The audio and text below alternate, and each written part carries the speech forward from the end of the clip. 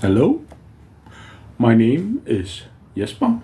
I'm the author behind J.C. SpringBourne, and I'm reading A Man and His Battle Unicorn, the first story, which is called A Man and His Battle Unicorn. And I hope part of you will love my stories. Now, number 2, Bazaar. The rain had let up a little as I exited the store. It was still cold and windy. We locked it and the boss turned on the alarm. She walked over to a car that was waiting for her. I stood for a minute in the dark, empty parking lot. I had plenty of time because my boss would not come for another 10 minutes. The guy was standing in the corner of the parking lot where there was no light. But even in the semi-darkness, you could see the large gray rhino. I walked over to them as they stood close to a wall covered in graffiti and asked, "So where are you two off to?" "The bazaar at Midway," he said. He looked at the rhino, saying, "If Joe can concentrate long enough." Joe looked at the guy and said with a slow, deep voice, "I'm just cold. It is difficult to think when you're cold." I missed the part where the rhino started to talk, but said, "Imagine you're hot. It works in movies." The rhino looked at me and then nodded. "But I have to think of the bazaar also." The dude nodded. "Joe, the warmest place on the bazaar. Your room in the zoo?"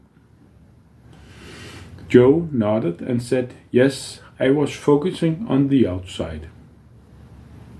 The dude started mumbling something while marking the wall with a white piece of something. The marking started to shine blue and then worked its way toward the middle. After they reached the middle, the whole wall inside the markings changed into a doorway. Joe looked at me and said, "Thanks, stranger," and he walked into the doorway. The gray guy said, "You can come with us, but we can't show you how to get home." I nodded because I could see the inside of a pen, probably a rhino pen. I looked at the world where I lived, the cold, wet, snow-covered world, and smiled. Tonight I was going on an adventure.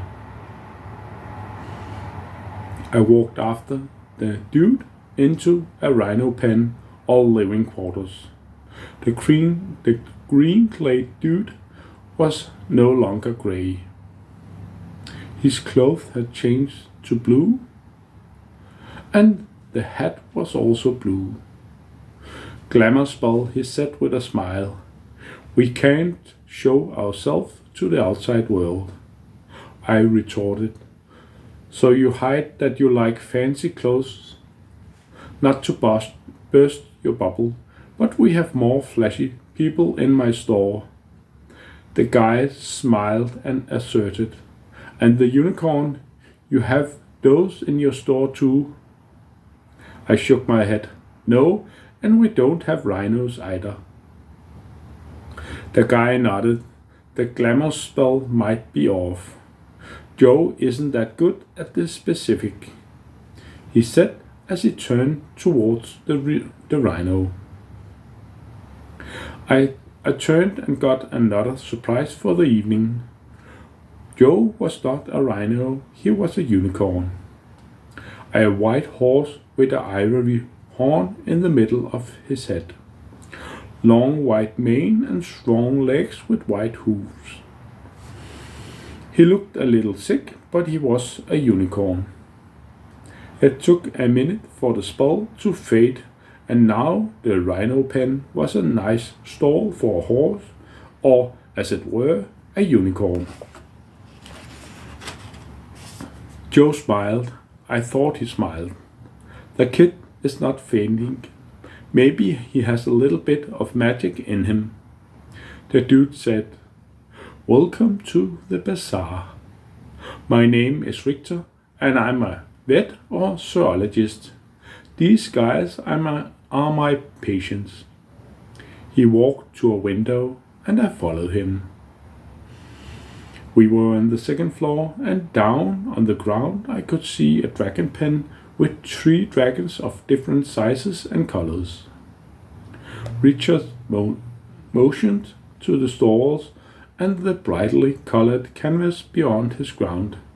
"And this is the bazaar at the midway between the planes or dimensions." I could see lots and lots of people walking between the stalls. A million sounds came from the stalls, a million noises from a million people.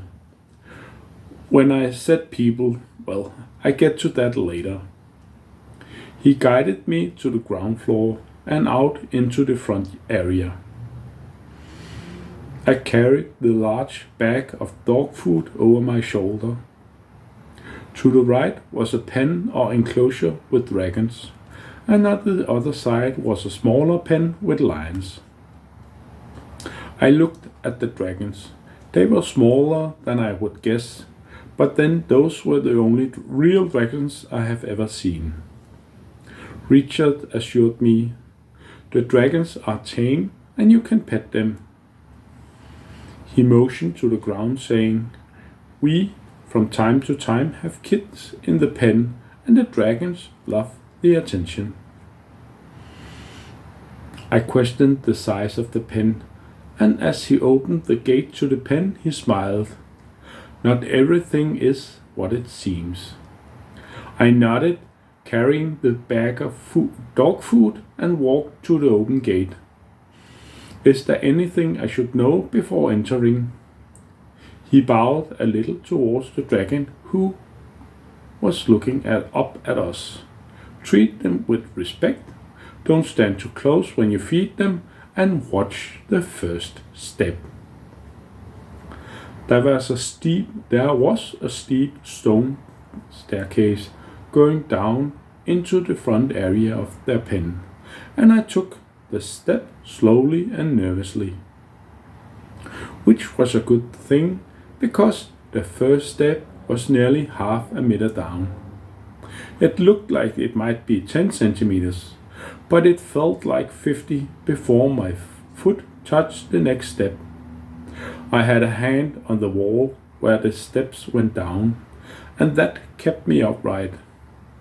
The bag of dog food was still over my shoulder. Richard boomed from the gate, "And walk slowly when you exit out the exit." I turned my head, and he looked like he was 10 meters away, although I have only taken the first step. And that was part 2. I hope a part of you liked my story and want to share it with all your friends and family. Thank you for listening.